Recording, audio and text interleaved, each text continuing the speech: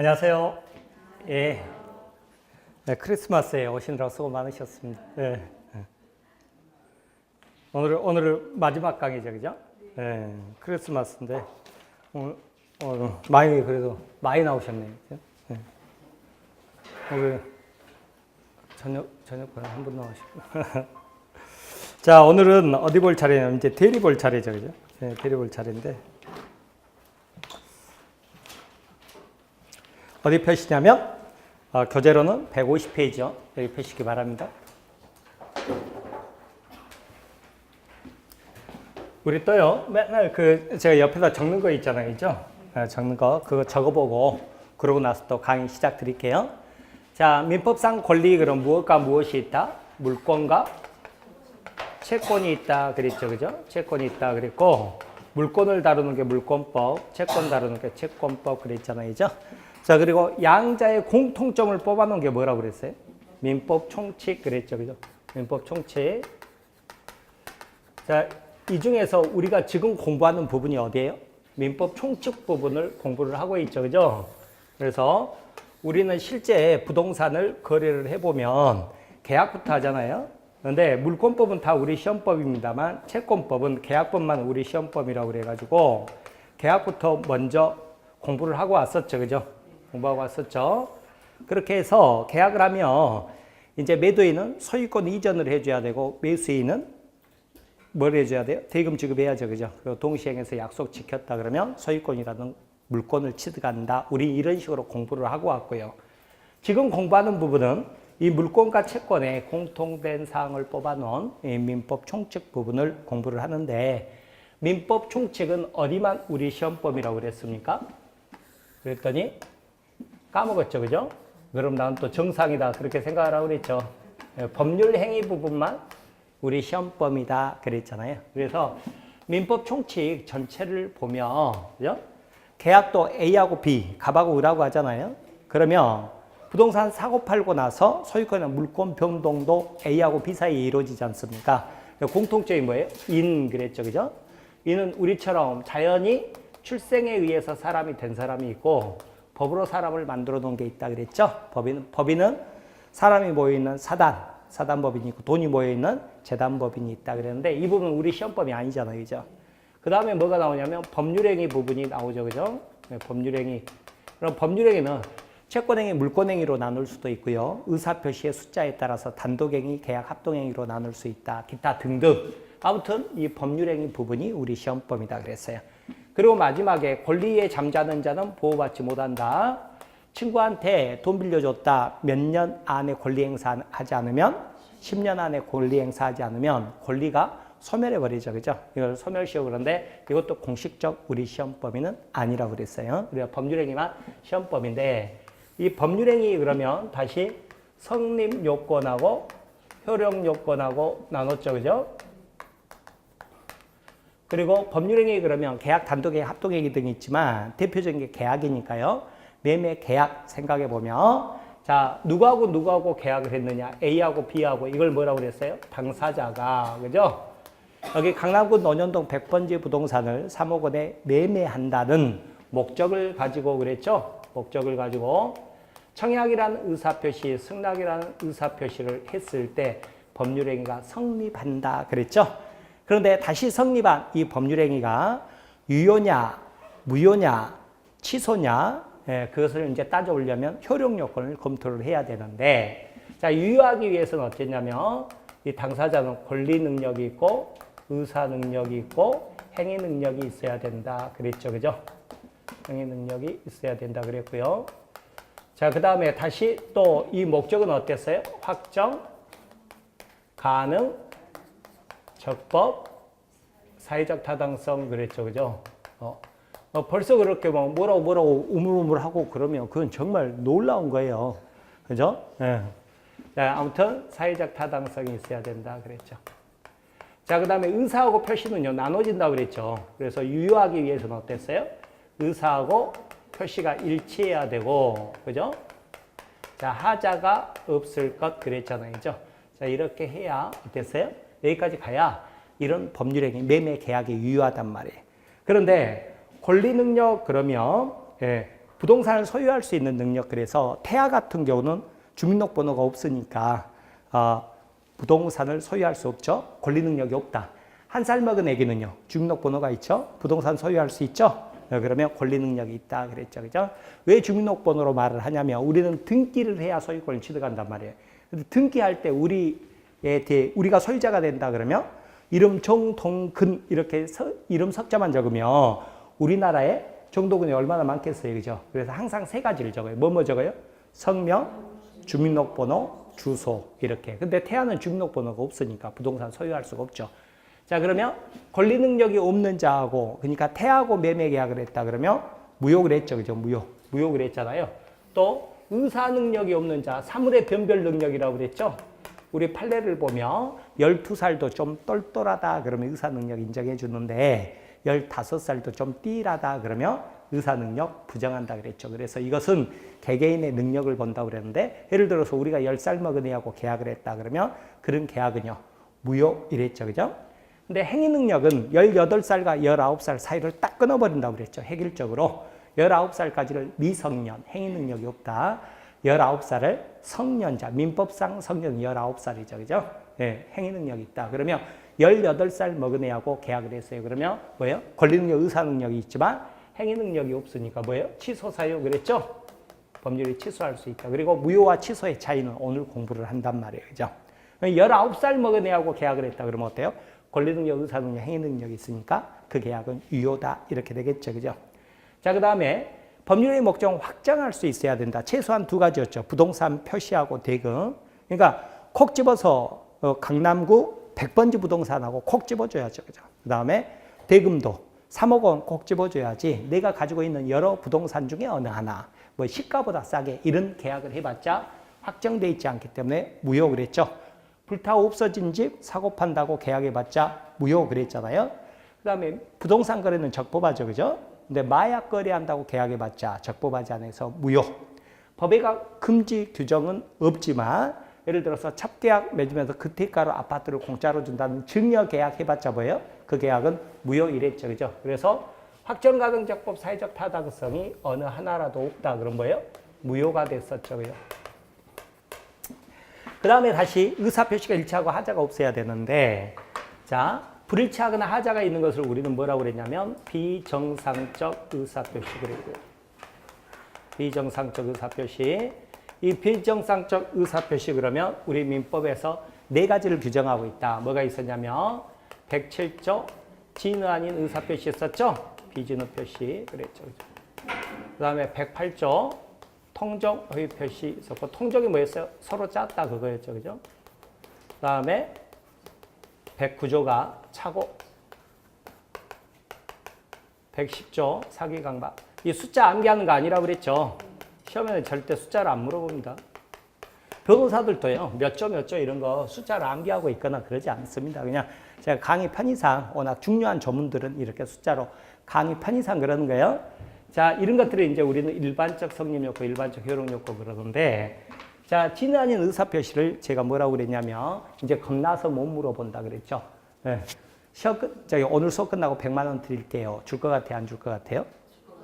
네, 줄 것 같아요. 그런 식으로 대답을 하면, 제가 줘야 된다고 그랬죠. 그죠? 네, 줘야 된다. 근데 안 줄 것 같아요. 이제 저번 주에는 안 줄 것 같아요. 그랬잖아요. 그죠? 안 줄 것 같아요. 그러면 제가 안 줘도 된다. 그랬죠. 그죠? 자, 제가 100만 원 드릴게요. 이게 진의 아닌 의사표시, 비진의 표시죠. 그죠? 자, 제 의사는 줄 의사가 없어요. 그런데 설명을 쉽게 하기 위해서 주겠다고 표시를 했다. 그랬죠. 의사표시가 불일치하죠. 그죠?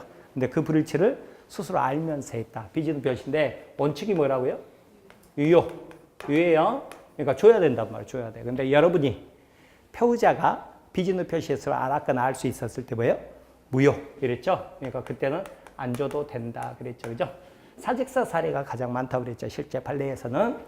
통정의 허위 표시할 때 이 통정이 뭐예요? 서로 짰다. 그랬죠. 그죠? 이것도 실제 사례에서 되게 많이 나오는데, 여러분 시험 문제 나올 때는요, 재산 빼돌리는 행위 이렇게 안 나오고요. 강제 집행을 면할 목적으로 이렇게 나올 거예요. 강제 집행을 면할 목적으로. 그러니까 예를 들어서 제가 그렇게 말씀드렸어요. 여러분이 나한테 1억 원을 빌려줬다. 여러분이 채권자, 내가 채무자.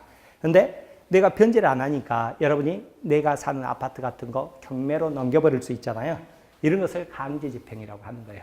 근데 내가 그것을 회피할 목적으로 어땠어요? 막내 동생 찾아가가지고 막내야 사정이 이렇게 돼서 아파트 경매로 날리게 생겼다.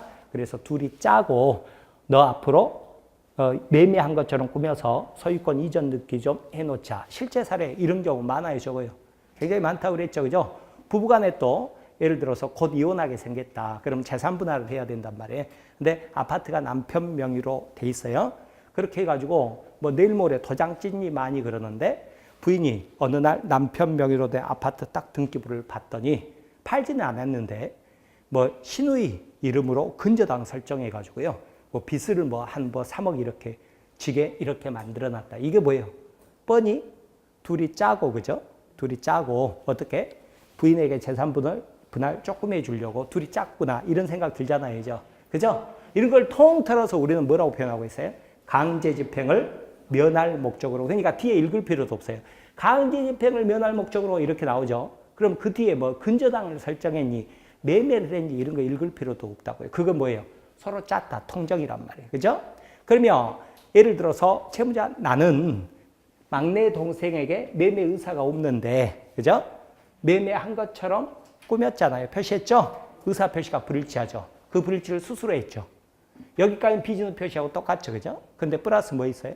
상대방과 짰단 말이에요. 짰다. 통정. 이걸 뭐라고 그래요? 통정 호의 표시라고 그러고 안 들키면 그만인데 들키면 뭐가 돼요? 무효가 된다 그랬죠. 그죠? 네, 통정 호의 표시. 강제 집행을 면할 목적으로. 그러니까 여러분이 맨 처음에 강의를 들으면 이해는 하는데 나중에 시험 치면 일단 점수가 안 나옵니다. 왜? 강제 집행을 면할 목적으로 이렇게 나왔을 때 이게 얼른 연상이 안 되기 때문에. 근데 그것도 역시나 숙달해 가는 과정 중에서 전부 해결이 되는 거예요. 아셨죠? 그러니까 절대 급하게 생각하지 말고 오시기 바랍니다. 그 다음에 착오는 어쨌냐면 내가 3억 원에 팔고 싶은데 청약 썼을 때 공짜 하나 잘못 빼버려가지고 3천만 원에 팔게 이렇게 돼버렸다고 그랬죠? 그죠? 그러면 나는 어떻게 되죠? 의사는 3억인데 표시는 3천만 원 그랬잖아요. 그 불일치를 모르고 있죠. 그죠? 이게 착오란 말이에요. 그러면 일정한 요건을 갖추면 뭐였어요? 이것은 취소 사유로 하고 있다. 그랬죠. 그죠? 그러면서 저번 주에 뭐라고 그랬냐면 착오 취소는 어렵다. 그랬죠. 그죠? 착오라고 다 취소할 수 있는 게 아니라 중요 부분을 착오해야 되고 그 다음에 중대한 과실이 없을 거 여기까지 통과돼야 착오를 이뤄 취소할 수 있다. 그랬어요. 자, 그 다음에 뭐 사기, 강박. 사기는 뭐예요? 속였다죠. 그죠? 예, 기망행위라고 그랬고, 강박, 이것은 협박한 거라고 그랬죠. 해악의 고지 죽여버리겠어. 뭐 이런 거였잖아요. 그럼 조폭이 너 좋은 말 할 때 3천만 원에 팔아 그러니까 부들부들 떨면서 안 죽으려면 3천만 원에 팔아야 되겠구나 하고 의사하고 3천 원에 팔겠다고 표시를 했죠. 그렇게 해서 3천만 원에 팔았단 말이죠. 그리고 의사 표시가 일치하기는 하는데 의사결정에 하자가 끼어들었다. 뭐가? 사기, 강박이 끼어들었다. 그러면 이건 뭐였어요? 취소 사유 이렇게 됐죠. 자, 그래서 어떨 때 무효고 어떨 때 취소냐? 이건 법 원리는 없어요. 그냥 민법에서 입법자가 정한 건데 우리 민법에서 취소 사유는 몇 가지? 3가지 그랬죠. 그죠? 3가지인데 행위 능력이 없는 것을 예전에는 행위 무능력 그랬습니다만 지금 뭐라고 그래요? 예, 제한 능력 그래요. 능력이 제한되어 있다. 제한 능력. 그 다음에 착오, 그 다음에 사기, 강박 이렇게요. 아셨죠? 네. 뭐 통정 허위 표시의 경우 취소할 수 있다 그러면 OX, X 이런 것들이 시험 문제에 나와요. 올해도 나왔다고요. 그죠? 3년 전에 어떤 거 나왔다고요? 진위 아닌 의사 표시는 원칙적으로 무효다. OX. X 원칙적으로 무효, 유효예요, 유효. 상대가 알았거나 알 수 있었을 때 무효. 아셨죠? 이런 것들이 시험 문제에 나온단 말이에요. 근데 이런 것을 단순 암기하려고 하지 마시고요. 여러분 그냥 계속 보는 거예요. 보다 보면 이것은 나중에 지겨워서라도 그냥 다 알게 된다고 그랬죠. 그죠? 네, 그렇게 보세요. 아셨죠? 네.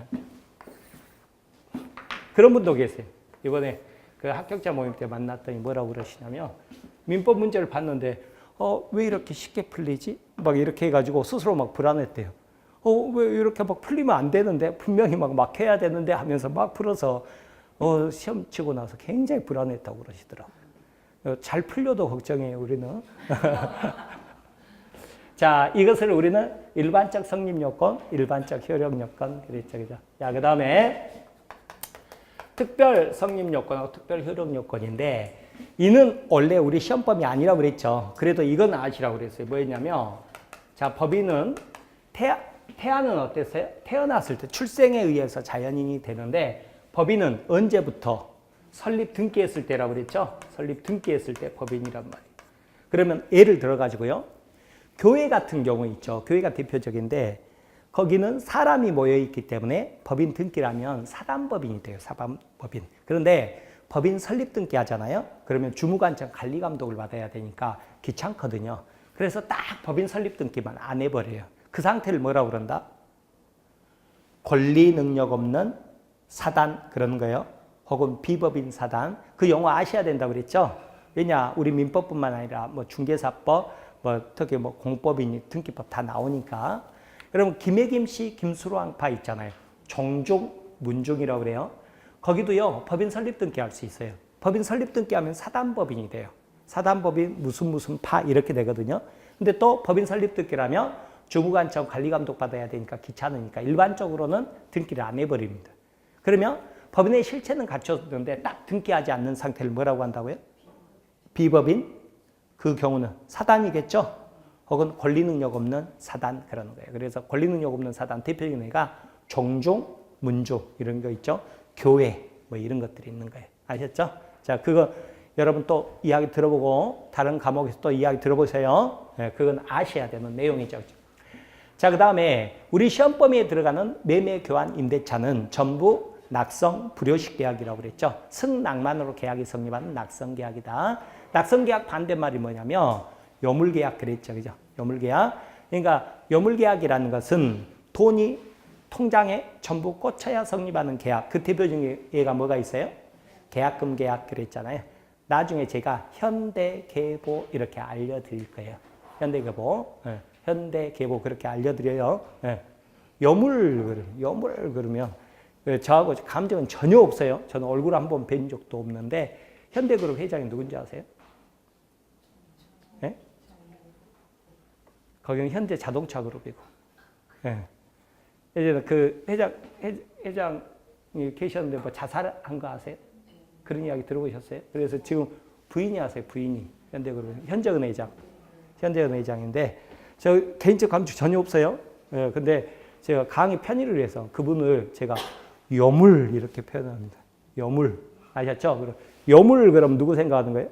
현재은 회장 생각하시고 현대계보 이렇게 앞으로 그렇게 할 거예요.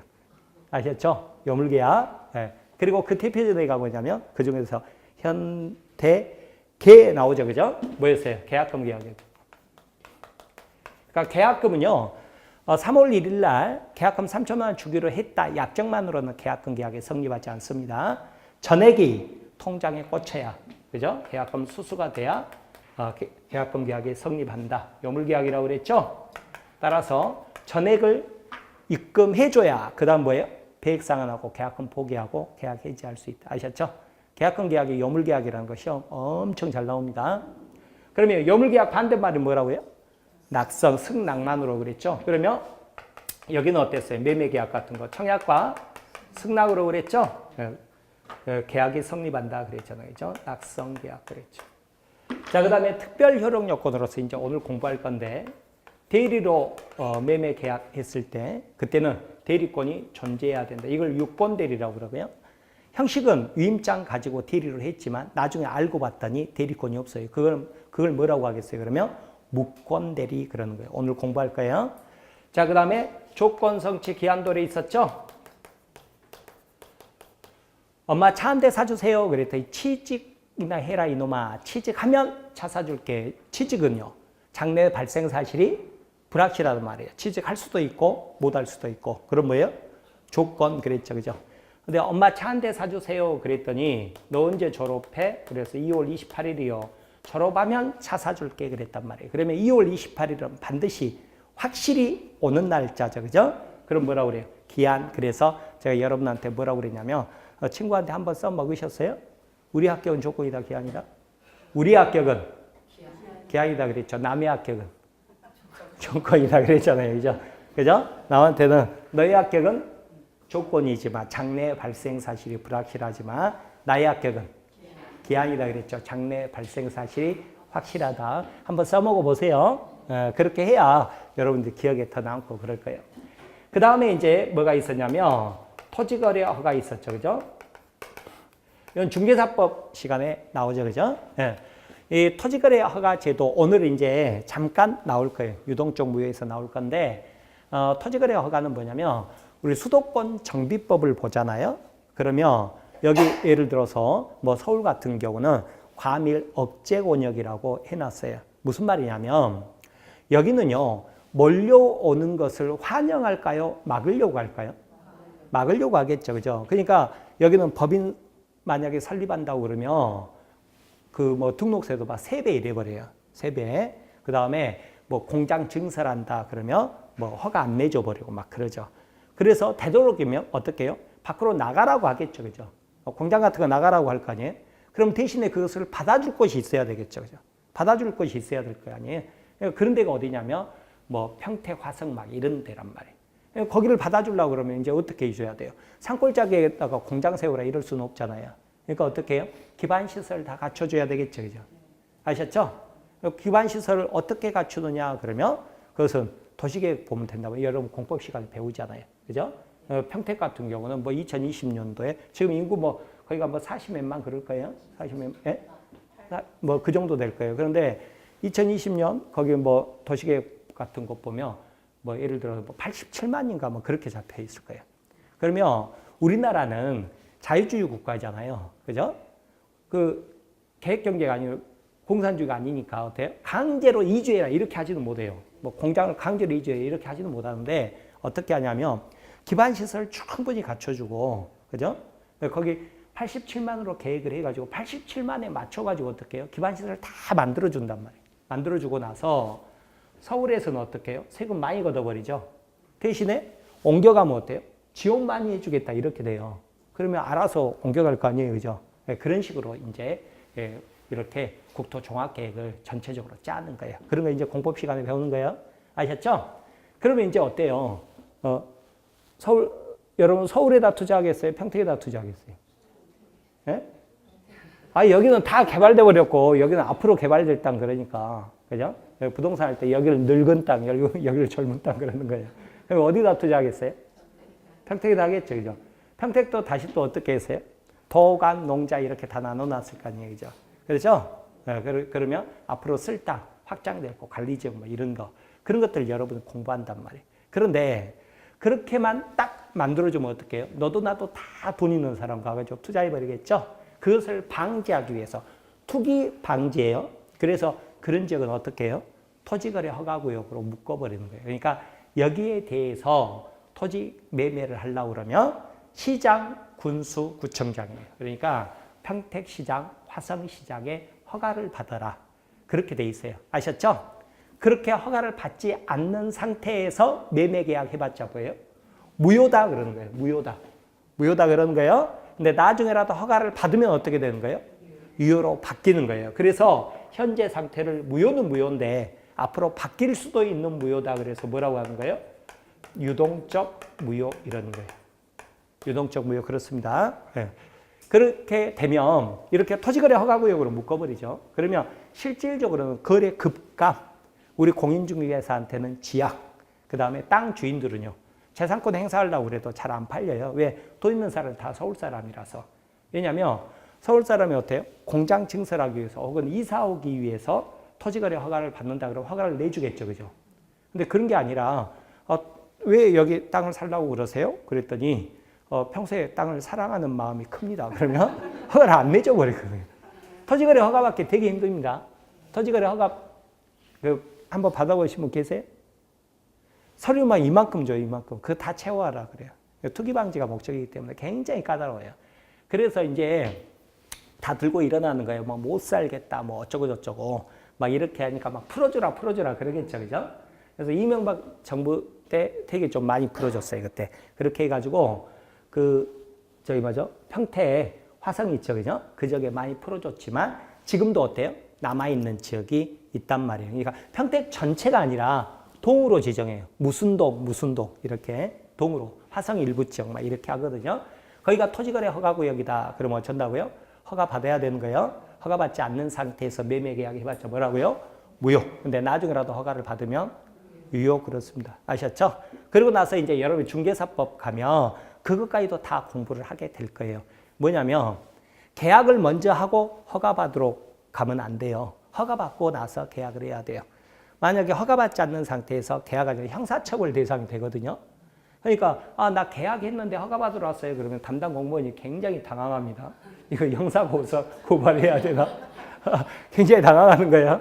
그래서 먼저 어떻게 해요? 허가받고 계약을 하라고 그러는데 사람들이 잘 모르죠. 그죠? 그래서 실제 사례에서는 어찌냐면 계약하고 허가받으러 갑니다. 근데 계약한 상태에 무효, 나중에라도 허가받으면 유효 이렇게 되는 거예요. 아셨죠? 네, 그런 것들하고 연결되는 부분입니다. 그래서 이렇게 전체 아시는데요. 이것 자체로도 시험에 물어본다고 그랬잖아요. 그래서 우리 기출문제 보면 조건 성취 기한 도래는 법률행위 성립 요건이다 그러면 X죠? 뭐라고 해야 돼요? 효력 요건이다. 그래야 O라고요. 근데 이것도 억지로 암기하려고 하지 마세요. 자, 그러면 민법 총칙은 어떻게 구성되어 있냐? 법률 행위에 대한 설명. 제가 이거 10분 이상 공부하지 마라 그랬죠. 그죠? 이런 거 공부하고 있으면 꼬인다고 그랬죠. 근데 시험 문제 나오긴 나와요. 한 문제 나오거든요. 그러면 알면 알고 모르면 어떻게 해요? 찍어요. 찍고 넘어가면 되는 거예요. 그러지 이거 막 머리 싸매고 공부하지 마라. 많은 수험생들이 여기에서 다 뭐예요? 풍 빠져가지고 공부 열심히 한다고 그랬죠. 그런데 어차피 시험장 가서 찍는 것은 똑같아요. 그러니까 고생하고 찍으실 필요 없이 그냥 여기는 마음 편하게 이렇게 가버리는 거예요. 자, 그 다음에 당사자 부분이 있죠. 그죠? 여기는 우리 시험범위 아니라고 그랬고, 이는 시험범위 아니라고 그랬죠. 법률의 목적. 그리고 법률에는 반드시 의사표시가 들어있다. 하나, 단독행위, 2개, 계약, 여러 개 합동행위 그랬잖아요. 그죠? 자, 이렇게 보시고. 그 다음에 이제 오늘 볼 부분이죠. 저번 주에 의사표시까지 받고, 오늘 대리, 그 다음에 무효 취소, 그 다음에 조건, 기한 이렇게 보는 거예요. 유동적 무효는 무효에서 나오고요. 이렇게 볼 건데, 자, 팁을 하나 드리면 반드시 앞에가 뭐가 붙는다고요? 법률행위가 붙는다. 법률행위 대리, 법률행위 무효 취소, 법률행위 조건, 기한 그런다고 그랬죠. 법률행위예요? 무슨 말이냐면 불법행위는 대리가 안 되는 거예요. 뭐 교통사고를 대리로 낸다 이런 거 있을 수가 없겠죠. 법률행위 대리다 이렇게 아시고 보는 거예요. 자, 그러면 이 대리 부분인데 대리가 굉장히 중요해요. 민법 총칙에서 가장 핵심이 되는 부분이에요. 왜냐하면 여기에서 총 10문제 나온다고 그랬잖아요. 민법 총칙에서. 근데 대리에서 2개 아니면 3개 정도 나오는데요. 다른 부분은 뭐 무효 취소 같은 경우는 계약하고 물권을 공부할 때 어느 정도 겹치는 부분이 있는데 대리는 딱 여기에서만 나와요. 대신에 양이 많은데 정형화되어 있기 때문에 실제 시험에서는 맞추기가 쉬워요. 그러니까 대리 부분은 우리가 꼭 잡고 간다 이 생각으로 보는 거예요. 그런데 지금은 여러분이 시험에 대해서 너무 신경 쓰지 마시고 실제 사례에서 대리가 굉장히 많기 때문에 이게 뭔지 한번 봐보자 그 말이죠. 예를 들어서 자, 매매 계약서를 씁니다. 네, 매매 계약서 쓰는데 예를 들어서 뭐 강남구 논현동 100번지 부동산을 3억 원에 그랬어요. 자, 그 다음에 매도인 이렇게 있죠. 매도인.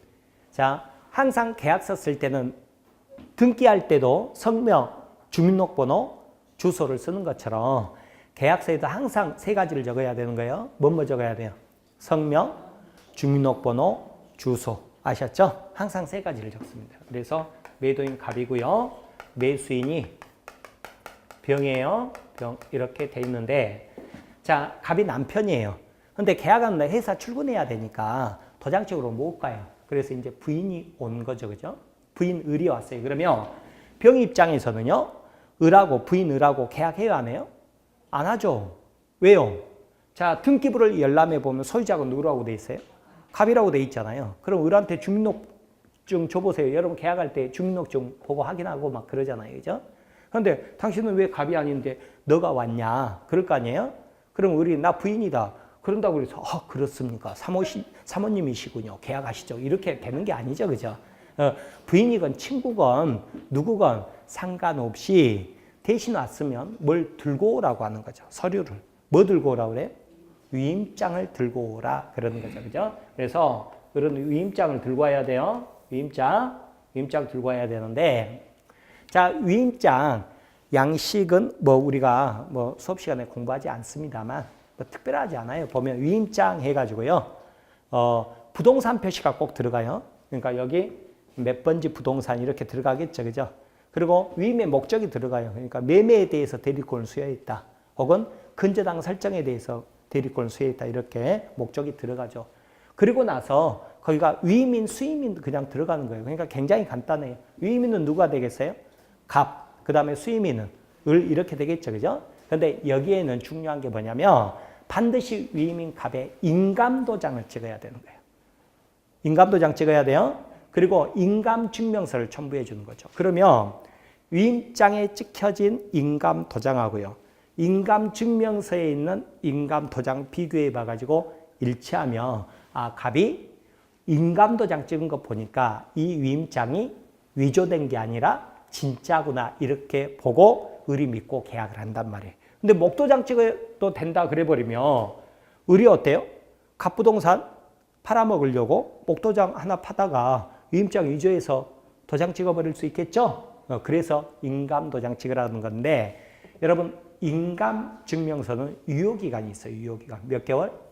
네, 3개월. 여러분 등기법 시간에 배우게 돼요. 네, 그래서 여기는 인감도장을 찍은 인감증명서 첨부한 인감도장 찍은 위임장이 들어가야 된다. 그런 거예요.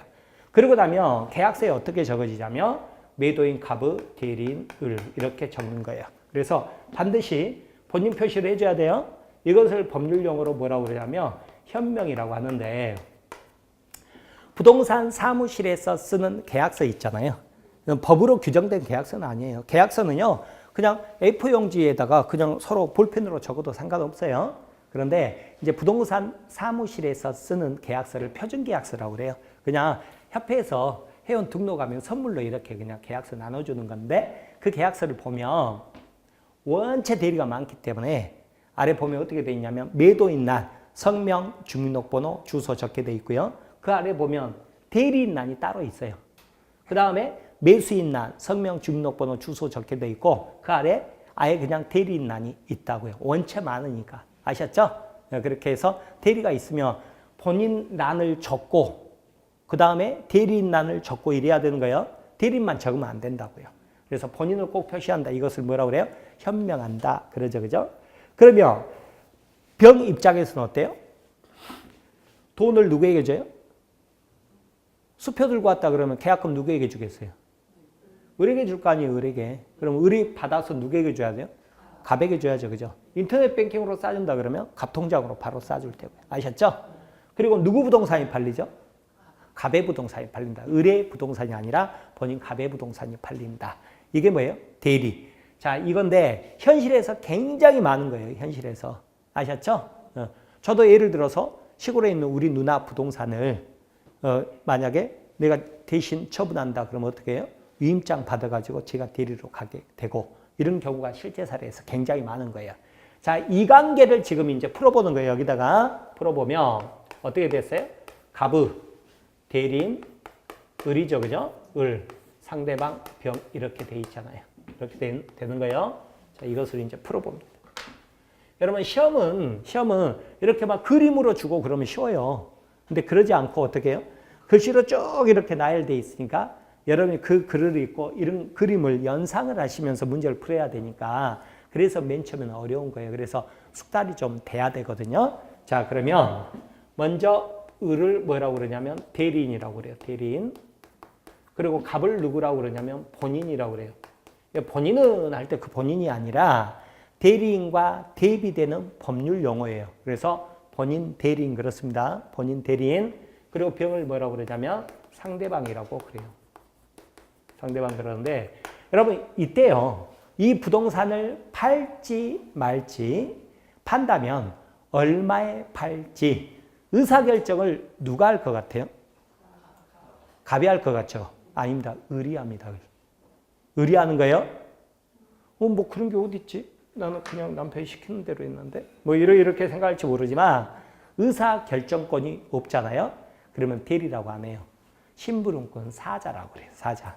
그래서 의사결정권이 있어야 돼요. 그래야 대리라고 하고요. 의사결정권이 있어야 돼요. 자, 의사결정권이 없으면 대리라고 안 하고 뭐라고 한다고요? 사자 그래요. 막 할 때 그 사자가 아니라 심부름꾼 거예요. 심부름꾼. 그러니까 아빠가 그 아들한테 가서 담배 한 갑 사와라 그러죠. 담배 한 갑 사올 때 네 마음대로 사와라가 아니라 어떻게 해요?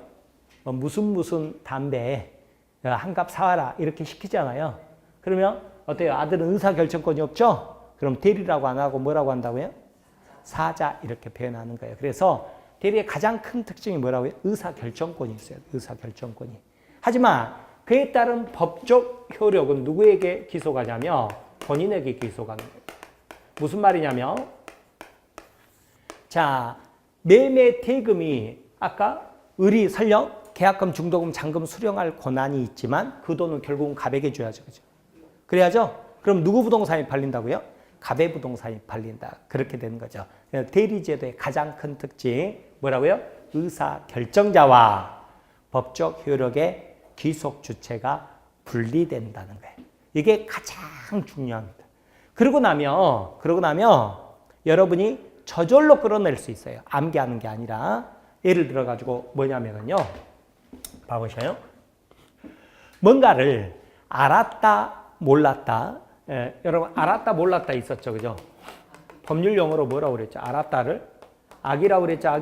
악이 우리 소설책하고 다르다고 그랬죠. 몰랐다 그럼 뭐예요? 선의 그랬죠. 선의 악의 의미가 완전 달라요. 그 다음에 한자로 쓰면 가끔 우리 법에서도 그렇게 나와요. 우리 판례에서 나오는데 알았다 알 지자를 써가지고 지 몰랐다 부지 지 부지 이렇게도 표현하는데 뭔가를 알았다 몰랐다 혹은 의사표시 하자가 있다 이런 것은 다 누구를 표준으로 결정하느냐 그랬더니 대리인 표준으로 그래요. 대리인 표준으로 이게 무슨 말이냐면 봐보세요. 우리 사기강박하면 취소사유지 않습니까? 그런데 병이 갑을 사기강박했대요. 취소할 수 있을까요? 없을까요? 없어요. 왜요? 의사결정에 전혀 하자가 안 생겼잖아요. 그렇죠? 그런데 병이 을을 사기강박했어요. 그러면 어떻게 됐죠? 의사결정에 하자가 생겼죠. 그죠? 그러니까 취소할 수 있다. 그러는 거예요. 이것을 뭐라고 표현해요? 대리인을 표준으로 결정한다. 이런 식으로 표현하는 거예요. 그 다음에 대리인은 의사결정권이 있어야 되니까 뭐가 있어야 되냐면 의사능력이 있어야 돼요. 사물의 변별능력. 의사능력은 있어야 되는 거예요. 그런데 의사능력이 있어야 돼요. 근데 우리 법에가 뭐라고 되어 있냐면 대리인은 행위능력자일 필요가 없다. 이렇게 되어 있어요. 행위능력이 있을 필요가 없다. 이 말은 뭔 말이냐면 갑은요. 18살 먹은 아기를 대리인으로 선임해도 괜찮다. 그 말이에요. 아셨죠? 그 말이에요. 네, 우리 법에가 그렇게 되어 있어요. 행위능력자일 필요가 없다. 왜 그러냐면 결국 누구 부동산이 팔려요?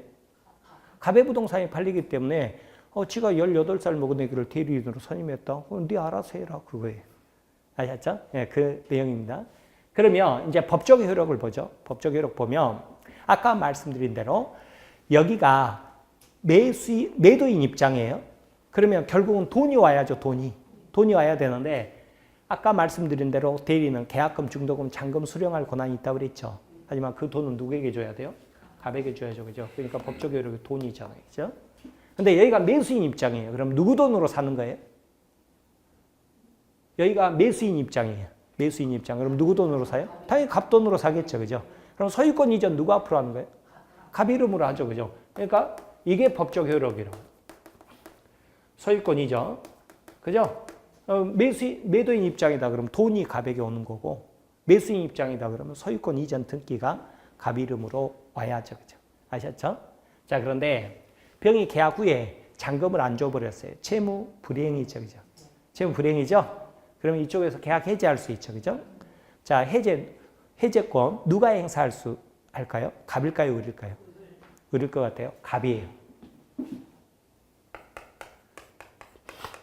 왜요? 자, 봐보세요. 매매 계약을 했죠. 그죠? 그러면 계약 내용대로 정상적으로 흘러갔다 그러면 이게 뭐예요? 법적 효력이죠. 그죠? 그러겠죠? 근데 계약했죠? 근데 문제가 꽝 발생했죠. 그죠? 그럼 뭐 할 수 있어요? 해지할 수 있다. 이게 뭐예요? 법적 효력이잖아요. 이건 누구에게 가는 거예요?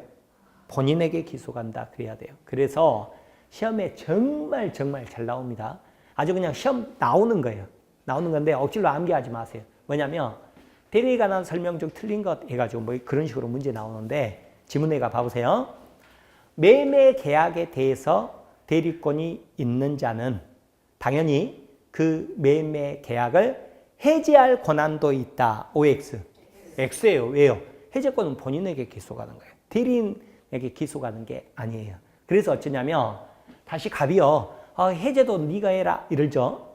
해제도 네가 해라. 그러면 다시 해제에 대한 위임장을 새로 받아야 되는 거예요. 자, 그래서 어쩌냐면 이처럼 위임장 주는 관계, 대리권을 수여하는 관계를 우리는 앞으로 조금 이따 나올 건데 수권행위라고 그러거든요. 수권행위인데 다시 대리인이 해제권을 행사하려고 그러면 특별 수권을 요한다. 이런 식으로 표현도 하는 거예요. 특별 수권을 요한다. 아셨죠? 자, 조금 더 어려운 거 봐볼까요? 여기 봐보세요. 아까 뭐라고 그랬어요? 병이 갑을 사기강박했죠. 그럼 취소할 수 있어요? 없어요? 없다고 그랬죠. 왜? 의사결정이 의를 하니까 갑 사기강박해봤자 의사결정에 전혀 하자가 안 생겼잖아요. 근데 병이 의를 사기강박했죠. 그럼 의사결정에 하자가 생겼죠. 그러면 이제 취소할 수 있단 말이에요. 누가 취소할 수 있어요? 갑인 거예요, 갑. 여기 남겨놨잖아요, 이제 쓰려고. 그죠? 왜요? 취소권이 법적 효력이니까. 아셨죠? 취소권이 법적 효력이니까. 그러니까 봐보세요. 병이 의를 사기강박했죠? 그러면 누가 취소할 수 있다고요? 갑이 취소할 수 있다. 이렇게 되는 거예요. 따라서 이때 갑이 야, 의라 그냥 너가 취소해버려라. 그럴 때는 또 뭘 줘야 돼요? 그냥은 안 되고 뭘 줘야 돼? 위임장 줘야 되는 거예요. 이걸 뭐라고 그러냐면 취소에 대한 특별 수권을 요한다. 그러는 거예요. 아셨죠? 그러는 거예요. 또 봐보세요. 자, 매매 계약에 대해서 대리권이 있는 자 그랬죠. 그죠? 대리권이 있는 자는 자, 대리행위 다 해서 소유권 이전까지 끝나버렸어요. 소유권 이전까지 다 해왔어요. 그러면 어떻게 돼요? 대리권 남아있어요? 아니면 대리권도 종료돼 버렸어요? 종료되고 이제 대리는 아닌 거예요. 대리인. 아셨죠? 그래서 매매 계약에 대해서 대리권이 있는 자는 당연히 대리행위로 취득한 부동산을 처분할 권한도 있다. OX. X예요? 안 돼요. 다시 이제 또 처분하기 위해서 뭐가 필요해요? 위임장이 또 필요한 거예요. 특별 수권을 요한다. 그러는 거예요. 아니 그냥 대리에서 그냥 시험 문제 나왔다 그러면 그냥 안 빠지고 나온다 이렇게 생각하면 돼요. 아셨죠? 근데 그것을 억지로 암기하는 게 아니라 대리의 가장 큰 특징이 뭐라고요? 의사결정자와 그에 따른 법적 효력의 기속 주체가 분리된다. 이 생각하시죠? 이 생각하면 그 다음은요. 저절로 나와야 되는 상황이라고요. 자, 이렇게 봅니다. 자, 조금 이제 더 들어가 보죠. 대리 그러면 크게 보면 어떻게 나누냐면 임의 대리 나고요. 그 다음에 법정 대리 이렇게 나눕니다. 그럼 말 그대로 임의는 뭐예요? 본인이 임의로 어떻게 했어요? 임의로 너가 대리해라 이렇게 한 거죠. 그죠? 누구에게? 뭐 친구에게, 동생에게, 부인에게, 또 우리가 등기인증 대리할 때는 법무사에게, 그죠? 소송 대리 시킬 때는 누구에게? 변호사에게. 그런 사람들이 다 뭐예요? 임의대리인. 공통점이 뭐예요? 전부 위임장을 줘야 돼요. 위임장 주는 거예요. 이걸 뭐라고 그런다? 수권행위 그러는 거예요. 그래서 여러분 임의대리 나오죠? 그러면 1년 동안 이제 앞으로 누구 생각하시냐면 변호사 생각합니다. 이 중에서도. 그리고 위임장 주는 관계를 뭐라고 한다고요? 수권행위 이렇게 표현을 합니다. 물론 이 수권행위는 꼭 위임장 서면으로 의사를 표할 필요는 없고요. 구두로도 가능해요. 예를 들어서 봐보세요. 갑하고 병하고 굉장히 친한 친구 사이예요.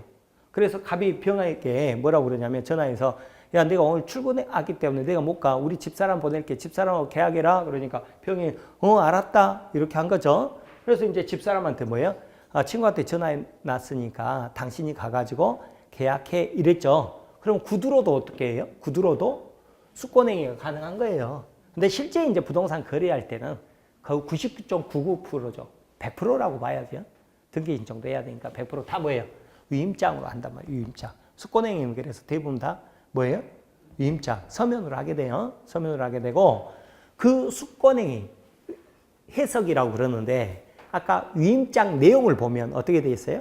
거기가 매매에 대해서 대리권 수여함. 그죠? 근저당 설정에서 대리권 수여함. 혹은 취소권, 해제권에 대해서 대리권을 수여함. 이렇게 정해져 있는 거예요. 그렇게 정해져 있겠죠? 근데 이제 또 사람들이 위임장을 정확히 잘 안 써봐가지고요. 정확히 안 적고 그냥 두리뭉실하게 이 부동산에 대한 대리권을 수여함. 이런 식으로 그 범위가 정해지지 않는 위임장도 있기는 있어요. 그랬을 때 그 대리인이 어떤 것을 할 수 있느냐 뭐 이런 것들 나오거든요. 나오는데 이런 것은 지금 단계에서 공부하는 거 아니에요. 오늘은 의무대리, 법정대리가 뭔지 아셨죠? 그 정도까지만 하는 거예요. 욕심 부리지 마라 그랬어요. 왜 처음부터 그냥 다 해주고 내가 반복하면 되는데 그랬더니 뼈대하고 살은 분리해서 뼈대를 먼저 세우고 살 붙여 나가자고 그랬죠. 절대 욕심 부리지 마시고요. 뼈대 세우는데 여러분은 지금은 전념하셔야 돼요. 자, 그런데 법정대리 있잖아요. 법정대리. 그러면 우리 물권 법정주의 할 때도 법으로 다 정해놨다 그랬잖아요. 법정지상권 할 때도 뭐였어요? 등기 없어도 법으로 정해진 대로 요건만 갖추면 당연히 지상권, 법정 이랬잖아요. 그죠? 그럼 법정대리도 뭐겠어요? 대리인이 누구라고 법으로 정해놨어요. 정해놨는데 예를 들어가지고 자 10살 먹은 애기도 부동산 소유할 수 있어요? 없어요? 있잖아요. 근데 걔가 이제 자기 부동산 팔러 가면 아장아장 걸어가서 내가 부동산 팔러 왔어요 하면서 터장이요 뭐 이렇게 합니까? 그렇게 안 하잖아요. 그럼 누가 가요? 엄마, 아빠가 가잖아요. 그죠? 가는데 위임장 필요합니까?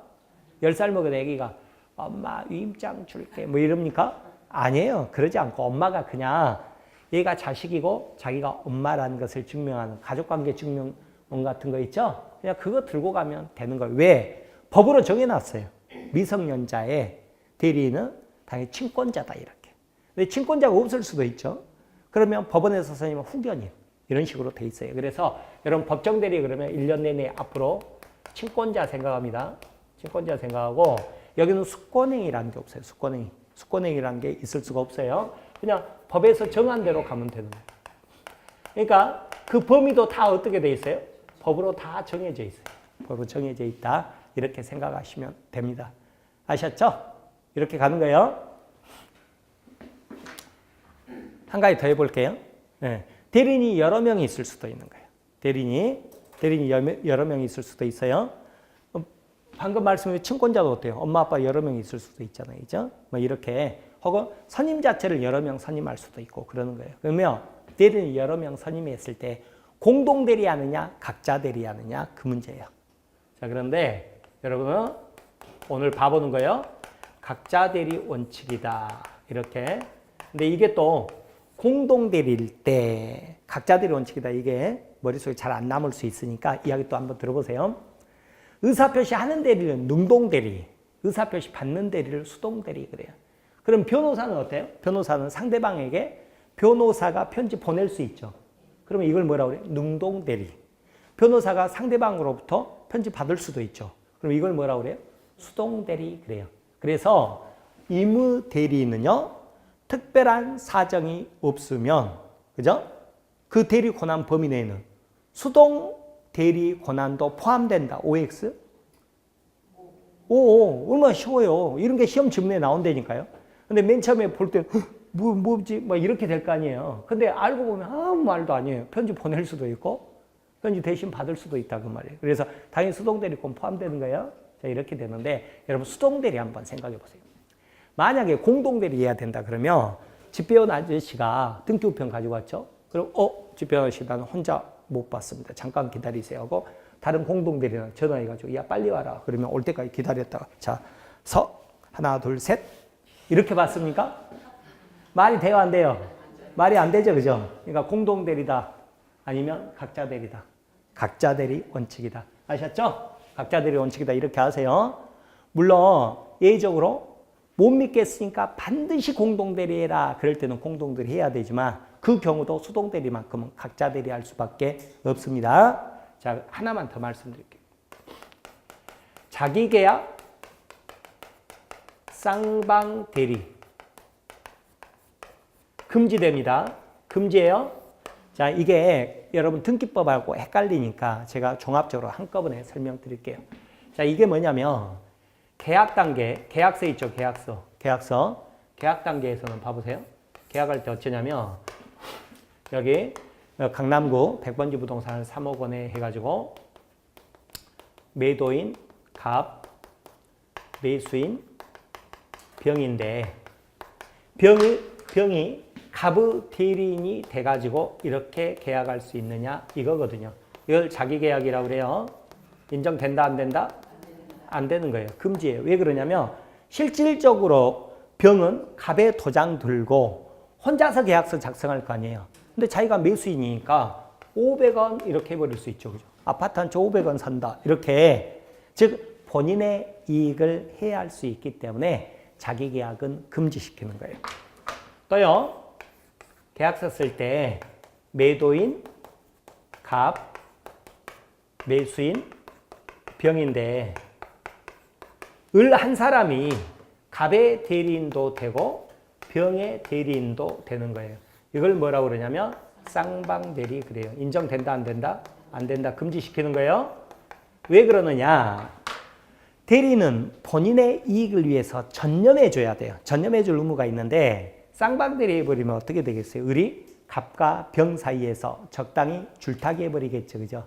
그래서 본인의 이익을 해야 하기 때문에 자기계약 쌍방대리는 금지시키는 거예요. 그런데 계약하고 나서 이제 뭐하러 가죠? 등기소에 등기 신청하러 가겠죠?